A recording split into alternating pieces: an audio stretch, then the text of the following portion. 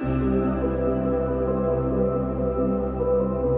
name is Beaven, and I work at UNC with the patients who have lymphoma. I see all patients with every kind of lymphoma. I have a particular interest in patients with T-cell lymphoma. So that includes patients with peripheral T-cell lymphoma that's in their body, as well as patients who have something called cutaneous T-cell lymphoma, or mycosis fungoides. That's a T-cell lymphoma of the skin.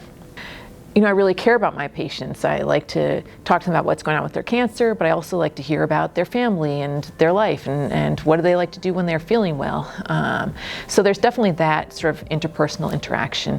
And of course, the other huge part, equally important part, is providing them with top-notch care, you know, being very up to date on what are the best recommendations, are there good clinical trials, you know, and giving them excellent medical care as well. There's two ways that I use research in caring for my patients, or probably three ways. So one way is just keeping up to date with all of the research that's coming out from all over the world. What are the best advances for our patients?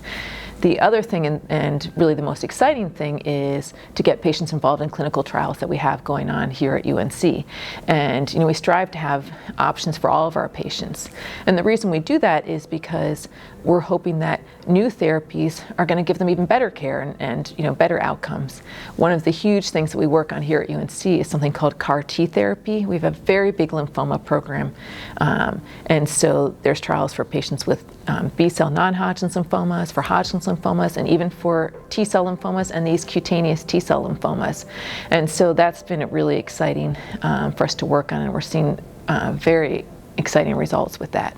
And then I also have a study that I'm working on where we just have questionnaires for patients sort of before chemotherapy, during chemotherapy, and after, looking at sort of quality of life issues to get an idea of more. When patients come in, I can tell them, oh, you might have nausea, you might have other symptoms with your chemotherapy, but also telling them, what does this mean? How are you going to feel after the fact? How are you going to feel down the road? So I think that'll be important information and helpful for our patients. I mean, we all know the big C, you know, hearing cancer. It's something that even from being a child, you hear that and you sort of fear that.